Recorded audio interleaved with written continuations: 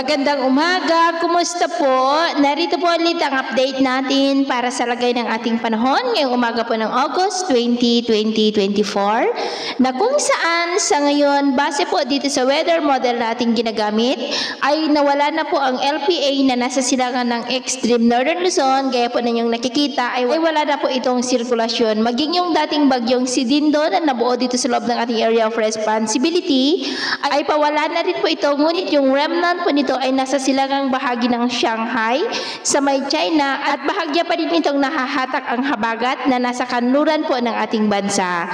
Habang mayroon pong easterly sa silangan ng Luzon at Visayas at mayroon po tayong frontal system na nag-i-extend dyan sa may Bicol region na dahilan po ng mga isolated rains na nararanasan dyan po sa may Bicol region. At sa ating long range forecast, maliban po sa posibleng pamumuo pa rin ng mga LPA sa silangan ng ating bansa sa susunod na mga araw, ay wala pa rin naman pong bagyo na namamataan na tatawid po dito sa ating kalupaan, posibleng hanggang po sa matapos ang buwan na ito. At sa lagay ng ating panahon, ngayong madaling araw ay maayos ang panahon sa malaking bahagi ng ating bansa pero dahil po sa frontal system ay may mga isolated rains sa ilang bahagi ng Southern Quezon, Bicol Region, Marinduque, Romblon, Northern Palawan at may mga isolated rains rin sa ilang bahagi ng Zamboanga, Sulu Archipelago at ilang bahagi ng Davao.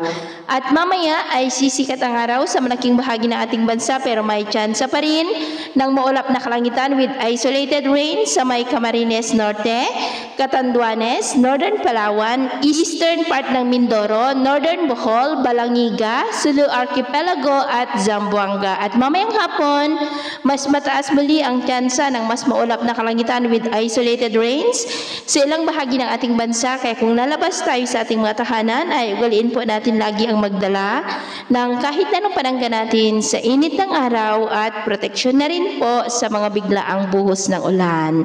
At sa atin naman po mga baybayin, wala naman po tayong nakataas na namang gale warning signals, pero iba yung pag-iingat lamang po kung papalaot tayo para mas makaiwas sa mga sakunang pangkaragatan. So yun po ang latest update natin sa araw na ito. Ito po muli si James na nagsasabing, sa kahit anong pagsubok po na darating sa ating buhay, wag na wag po tayong mawawalan ng pag-asa. Thank you and God bless.